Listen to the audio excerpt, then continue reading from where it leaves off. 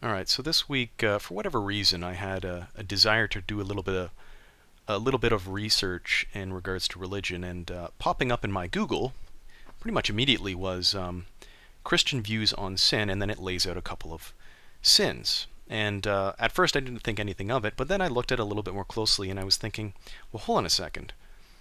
So, are these things just outright wrong, or are they wrong if done excessively, or how does it work? Because I was looking at these things and I was thinking, some of these are actually necessary, or I think they're necessary, and maybe I'm wrong, but I thought I might actually kind of have a little bit of commentary with myself to see if I can figure out if I have some kind of inconsistency with my views, or maybe I have a point. I don't know. But anyway, so I'm going to go through these, and I think there's 7 in total. So there's lust, there's gluttony, there's greed, there's sloth, there's wrath, there's envy, and hubris. So I'm going to go through these one by one, and we'll see where it goes. All right, so first up is lust. And typing lust into Google gets me the definition: very strong sexual desire. Now, the first thing that pops out at me is the end bit there, sexual desire. Now, so far as I know, sexual desire is a necessary mechanism for human beings to compel human beings to get together and to copulate and to produce offspring, which is, I don't even need to discuss why that's important. That's obviously important. It's important to perpetuate the species so we don't go extinct. So sexual desire itself, that really can't be a sin. I don't know how that can be a sin, because you need it. All right? It definitely would be bad, in fact, if you didn't have that, if we didn't have that mechanism. But let me go to the beginning again. So it says very strong sexual desire. So very strong hints to me maybe the argument is more, we're not talking about sexual desire, we're talking about some extreme version of it, right? Like too much of it, too much sexual desire. Well, my response to that claim would be, well, how much is too much? Like, here's the thing. Different couples have different standards. They have different sexual appetites. They have different appetites of all kinds. And some people will desire sex a lot more than others. So how, if you're saying, or if someone's saying, well, no, I'm talking about an excessive amount of sexual desire. Well, my question in response to that is, well, how do you use a standard? What standard are you using? And how would you fairly apply it to them? Right? It just doesn't make sense. Different people are going to be desirous of more sex. They're going to be more lustful for one another. And that it can be a huge difference between couples. Some couples will have sex very infrequently. Some couples very frequently. All right? Like orders of magnitude more in some cases, maybe. So how can that be wrong? I mean, if there's this huge variety, how can it be wrong? And also, if the products of it are good, something that we want to perpetuate the species, to continue on into the future, you don't want to persuade people that, I don't know why you'd want to persuade people through arguing that it is sinful to be lustful, that it's bad to be lustful. I don't know why you'd want to. Anyway, this seems pretty, on the face of it, this seems pretty obvious to me. It is my conclusion that lust, I don't think should be a sin, and I don't understand why it is a sin. I guess that's where I'm landing on this, but I don't want to spend any more time on this one, so let's continue on. Okay, so next up is gluttony, and if I type it into Google, I get the definition: habitual greed or excess in eating. Now, this one, I'm going to predict myself. I'm going to find this one difficult because I can already think of a good argument as to why this might actually be sinful, at least in the country that I reside, because we have socialized healthcare. And so what that means is that, okay, take 2 people. You've got one person that lives a relatively healthy lifestyle. They exercise, they eat reasonably, and, they're relatively active. They're probably not going to make a whole lot of use of the healthcare system. And then contrast that by another person, the second person, being gluttonous, eating excessively, gaining a lot of weight, or at least I think that's what's implied. And being heavy and that being bad for their body, they're going to they're going to disproportionately take advantage of the socialized healthcare system. And so, if you think about it, that's not really fair. I'm paying into it, they're paying into it the same amount through taxation, assuming we're both working people. But yet they're making more use of it and I less, and so you can easily see anyway how that could be a bad thing. And I can see how people can make the argument, well, that qualifies it as a sin right there. All right. Now, the second thing that jumps out at me is gluttony being bad because it harms the individual that does it to themselves, right? So again, going back to the definition, habitual greed or excess in eating, right? Well, if you do that to yourself, you're harming your own body. I guess some people would say, well, you're disrespecting your body, and disrespecting your body is a sin, right? Okay, I can kind of get behind that. I mean, it's not an imposition to me. I'm not being harmed by that. What some other person does to their body does not directly harm me, all right? So I don't know where I stand on that, but I can kind of see where some people would say it's a sin for that reason. Now, there's another thing that I'll throw into the mix that makes me think that it isn't a sin, or at least in some circumstances it wouldn't be a sin. So in the circumstances where we're talking about a young person who has a very good metabolism or quick metabolism, they're able to burn off calories really quickly, and in fact, in some cases, and I don't know if this is like a thyroid thing or what, but some people might not even have a choice. They eat a lot, and they want to eat a lot. They feel naturally compelled to eat a lot because of mechanisms and how their body works, but yet they can't gain any weight. So that's not their fault. I don't see how that would be sinful, right? So there's that. But added on top of that, you've got, okay, again, let's go to young people who have this, quick calorie burning kind of body, right?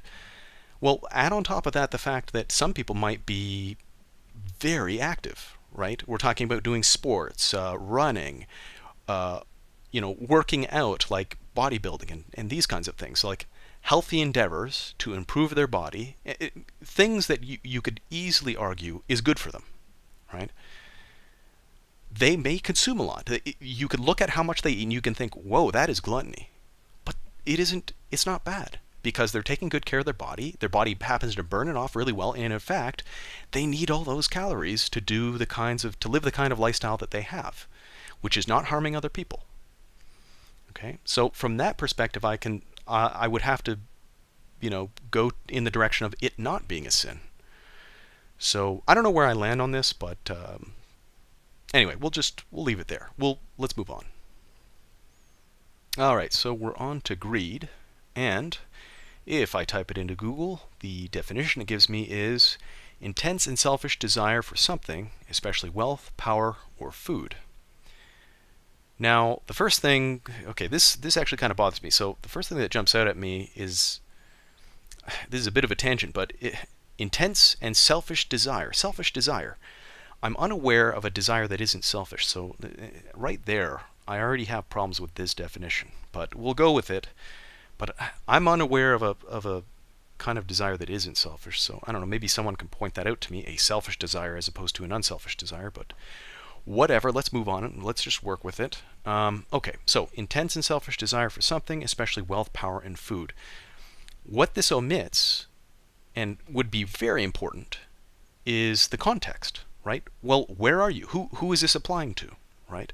If I'm in the middle of a forest somewhere, and I have an intense and selfish desire for something, especially wealth, power, or food, well, that doesn't really matter. I'm not impacting other people. I'm the only one there, right? So if I'm hoarding all these different things, I don't know what wealth would be in the middle of a forest, but I don't know, pine cones, doesn't matter.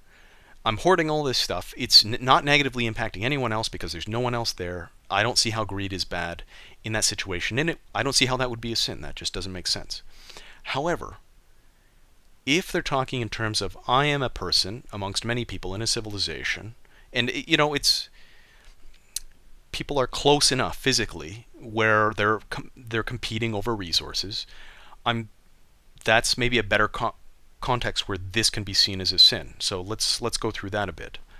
So again, going back to the definition, intense and selfish desire for something, especially wealth, power, and food.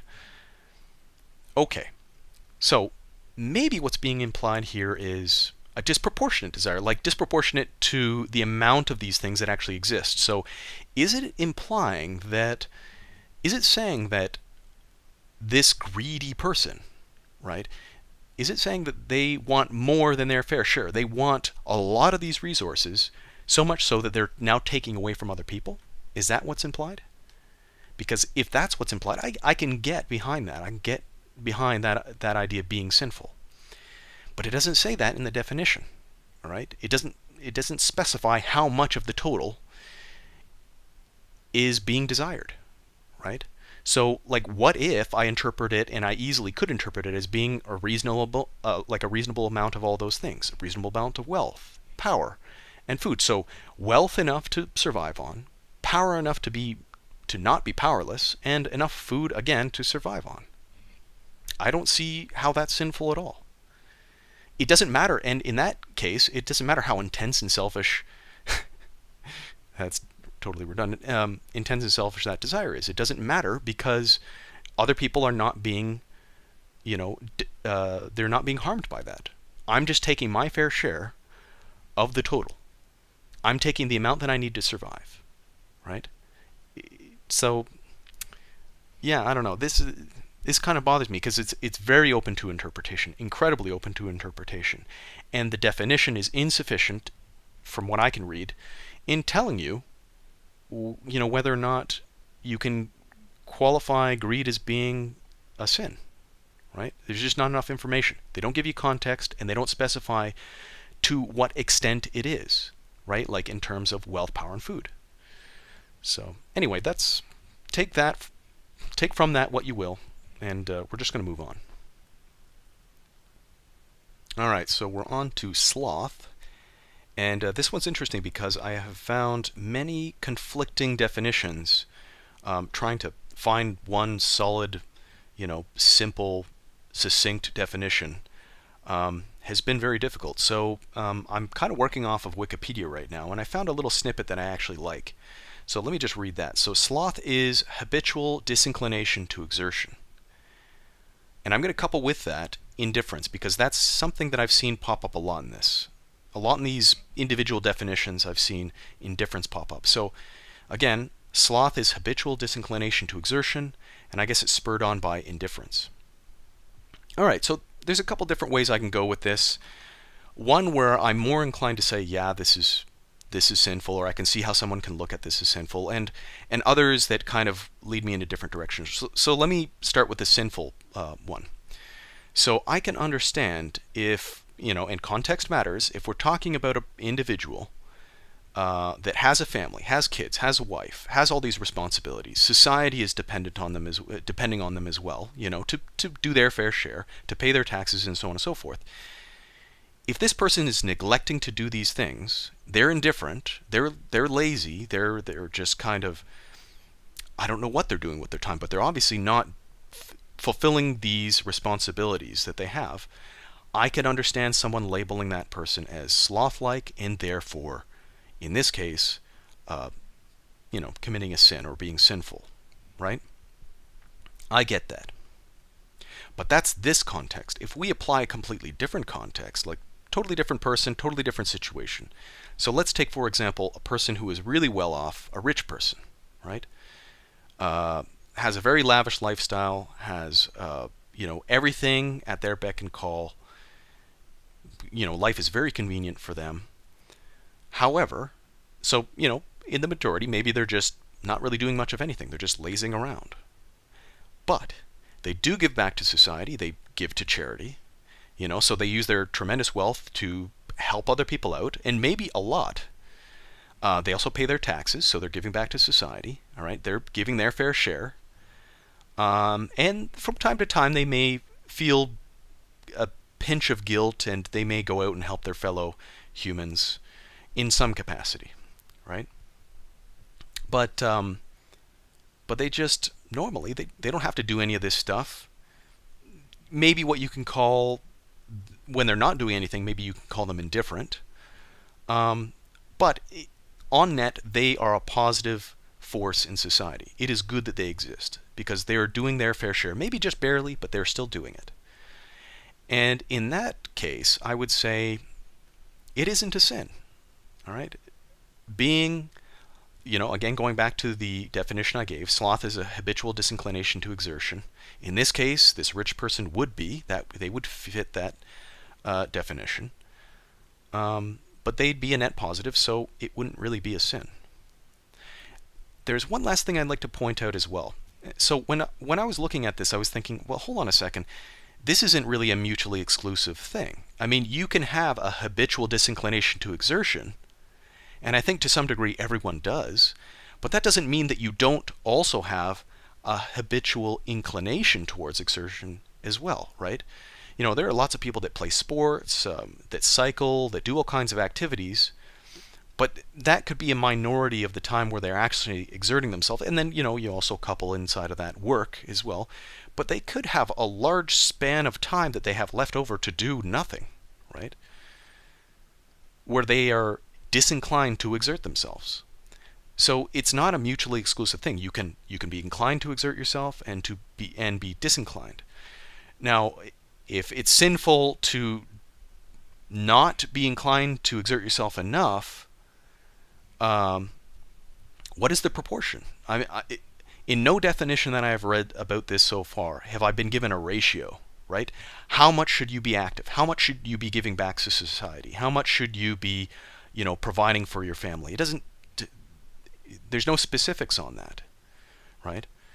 So from that perspective, I'm really leaning towards sloth not really being a sin, to tell you the truth. Because I can think of so many examples where you can have both qualities. You can be a sloth, but you can also be a very active person that gives back to society. So I'm leaning towards it not really being a sin, but that's where I am right now. So anyway, let's move on.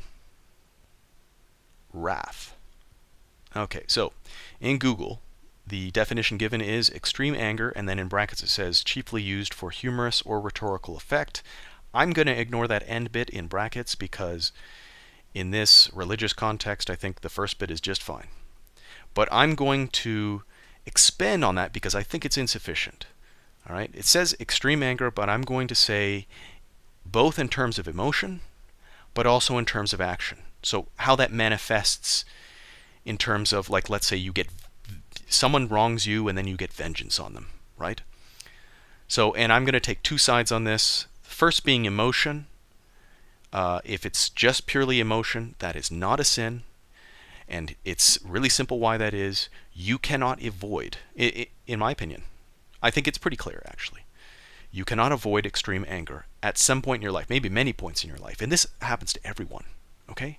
Something unexpected happens to you, something extreme happens to you. Maybe you have a spouse that cheats on you with your best friend. Well, how do you respond to that? I mean, just inside of your own mind, how do you respond to that? Just like shrug your shoulders and walk away? No. I think a lot of people would be really hurt by that, all right? And one emotion that they might feel as a result, one emotion, and it's completely legitimate, would be extreme anger. That says nothing, by the way. Just saying that says nothing about how you actually physically react in the real world. This is all happening in your mind. All right? So you can't avoid it. So if it's a sin to feel extreme anger, all right, then we're all in sin. We're all going to be in sin, and we're going to be in sin forever. All right? You can't avoid it. There's no workaround. There's no way to dodge it. And if there is a way, I'm not even sure that that's healthy. For your mental state. All right, but the second bit here is, what if we interpret it as extreme anger in terms of output? Like, how does that manifest in the real world? And there are certain ways that it can manifest itself that I think unambiguously we can say are bad. And I can understand why people, or how people would come to the conclusion that that's sinful. So, for example, your spouse, the previous example I gave, your spouse cheats on you with your best friend. You feel this extreme anger, something you can't control, but what you can control is your actions. And instead of doing that, all right, or doing something innocuous, like just running outside and screaming into the air or something like that, you actually do physical harm to your other, right? I can easily see how some people can interpret that as a sin, and not only is that a sin, but it's also illegal, right? These are bad things. Okay, so it's understandable how the output of feeling extreme anger can be seen as a sin. All right, but to recap, simply feeling extreme anger, I can't understand how anyone can see that as a sin, all right, and defend it from that position. But I do see how people can see or can believe that some actions that have negative consequences for other people or for society in general, I understand how people can see those things as sins or see wrath as a sin in that particular context. So anyway, let's move on. Okay, so we're on to envy, and per Google, the definition given is a feeling of discontented or resentful longing aroused by someone else's possessions, qualities, or luck. So the very first thing that jumps out at me here is it says explicitly, a feeling. It tells us right in the definition here that it's a feeling. Okay? So much like I was speaking about the previous quote-unquote sin, I'll speak about this one in terms of this is happening inside of your head. Okay? And I would say pretty confidently, you can't control this. All right? Much like you can't control a lot of, you get stimulus from the outside world, and things get jumbled around in your brain, things that you're not cognitively aware of, and then it produces a feeling, right? A response. And much of the time you can't control that response. Well, if you feel envy, I mean, can you, I'll pose this question to anyone. Can you control yourself? Can you control the feeling of envy? I mean, you can say to yourself after the fact, wait, I shouldn't feel envious. But it's too late. You already do, right? If you're feeling envy and you think that it's bad, too late. You've already felt it. So I don't know what the point is, I guess, in saying that this feeling that you can't control, I don't know what the point is in saying that it's a sin, right? You can say maybe you condemn the byproduct of that, or the effect of that it has on your actions. You can say that, but I don't think you can say that the feeling itself is sinful. That just doesn't really compute for me. Okay, so we talked about that, but let's talk about the potential outcome of this, like how it manifests itself, or potentially could manifest itself in the world. So again, I'll repeat the definition. A feeling of discontented or resentful longing aroused by someone else's possessions, qualities, or luck. Now, if that prompts some people to like rob other people, like, okay, you feel resentful, you see possessions that you don't own, someone else owns, and then you seek to take them by force. Okay, I don't condone that. Any reasonable person wouldn't, and I can understand why you would say that act is a sinful act. Yes, how that manifests itself is sinful. Okay, I agree with that. But that isn't the envy itself. That is, coupled with maybe a whole other bunch of characteristics or qualities that person has, that is the outcome of that particular case. But here's the thing. I think in a lot of cases also, because, a lot of people feel envy, but not everyone goes running around stealing other people's shit, right? I don't see this mayhem happening on the streets, I guess is what I am going to say, at least not in the relatively safe part of the world that I live in.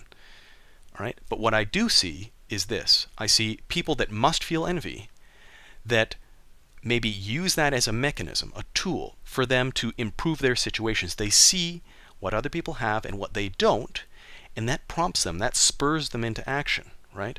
Into getting better stuff, maybe being a better person, right? So you can be more courteous, you can be more kind, more loving, you could be more generous, and on multiple levels. You could be more learned. There's a bunch of things that you can do, right? And when you do all these things and you advance your position in life, you can get more possessions because you can make more money and so on and so forth. So I don't think the natural conclusion of, well, you feel envy, therefore your output's going to be bad. I don't see that at all. All right, I think more than likely your output's going to be positive for you, and it's going to have a positive effect on other people too. Okay, so it's on that basis that I have to say I don't think envy is a sin, in my opinion. And let's move on. All right, so let's finish this up with hubris. And the definition given by Google is excessive pride or self-confidence. The very first thing that jumps out at me is excessive. How are we judging excessive? What's the standard? Who's doing it? Who's doing the judging? Are we all doing it? Is one individual doing it and then we're just taking their word for it? I'm not really sure how this works. Okay, so let me give two examples that are kind of landing on either side of this being either a sin or not being a sin. So the first example I'm thinking of is you got a stunt driver. The stunt driver is very confident in themselves, beyond their skill. Okay? They managed to talk a film producer or a director or what have you into letting them do a particular stunt that ends up getting them killed or getting other people killed. So in that case, it's easy to see how someone would characterize that as their hubris being a negative thing, being a sin. I can understand that. But let's look at someone else. Let's look at a real person. Let's look at Elon Musk. So Elon Musk, guy walks around very prideful, very confident. Some people would even say arrogant. All right? But here's the thing. What has he done? I would say on net he's done very good. Okay? He's changed the world in a positive way. Our future is bettered for the technologies and the ideas that he has brought forth. And not to say that they're all his ideas, but he has definitely been very productive, and he's allowed these ideas to turn into actual things, real products. Whether you agree or disagree with his methods, these things still exist. They exist because of him. Okay? So if the price that we have to pay is some people saying, oh, isn't he excessively prideful, or isn't he excessively self-confident? I'm cool with that. That is not a problem. Because if the payoff is getting all this stuff that he's producing, then wouldn't hubris be a good thing? I mean, how could it be a sin in that case? It just doesn't make sense. So, I don't know, context really matters. Who you're analyzing, okay, and where from their pride and self-confidence, where does it stem? I mean, it really matters. Where you are landing on this subject of, is hubris a sin or is it not? So anyway, that's where I'm landing on that. But let's wrap this up. All right. So in closing, actually, before I forget, there's one other thing I want to talk about before, which is definitions. There is a reason why I use just plain old Google definitions for these words. It's to keep it simple, to keep it brief, easy to digest, and break apart and talk about. Some people might say, well, yeah, you're doing that, but you really should. I mean, you're talking about these sins, and these sins are kind of a religious thing, so why don't you go to the religious texts and derive the definitions directly from those? Well, the problems that I see is that, in these religious texts, there's a lot of invoking of God. They're written in a very religious kind of way that's maybe hard to digest, hard for me to digest, but hard to digest in general. And also, there's these long stories to illustrate, how these play out, how these sins play out. And, I can't have I don't see how it's reasonable that I can have a brief conversation with myself against these complex and nuanced things unless I can kind of distill them down to something really simple, which is what Google allows me to do. So that's kind of where I've gone with it. Disagree, agree, but that's what I've done.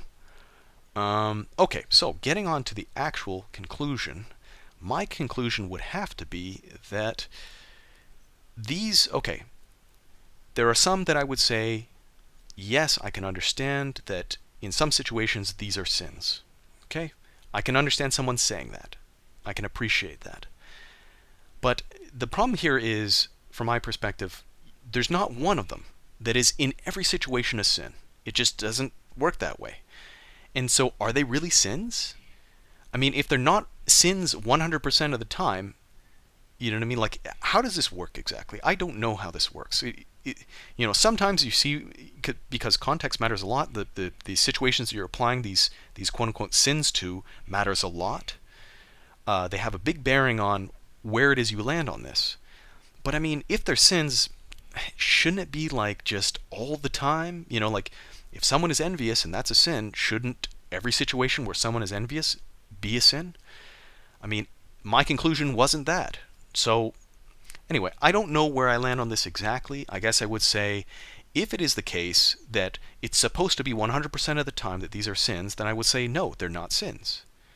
But if there's some wiggle room, if you're saying to me, oh no, there's actually some wiggle room, they can be sins, but they can also not be sins in some situations, then I would say, okay, fair enough. I'm cool with that. Some of them are clearly not sins at all, but there are some I can kind of wrap my brain around it. So anyway, I'll leave it there. This is long enough. It's turning into a verbal novel. So I want to thank anyone who has stuck around this long, and I'm looking to make more content in the future, so, subscribe. That'd be great. And, yeah, thanks. Bye.